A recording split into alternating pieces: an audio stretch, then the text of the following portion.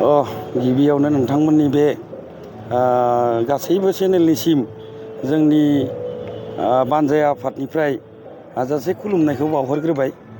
दा जोंनि नैबे गुवाहाटीनि बाथौफुरिनि जिथु बड' साहित्य सभा कमप्लेक्सआव जानो गोनां फैगौ 1 आरो 2 फेब्रुवारियाव जानो गोनां जि सेथि बोसोरारि जथुम्मा इउनाइटेड बड' पिपल्स फेडारेसन एबा खौसेथि बर' सुबुं गौथुमनि जि जथुम्मा, बे जथुम्मानि थाखाय जोङो अलरेडि जों रेडि जाबायानो, कमप्लिट जानोसै, दिनैनि गेजेराव कमप्लिट जाजोबसिगोन।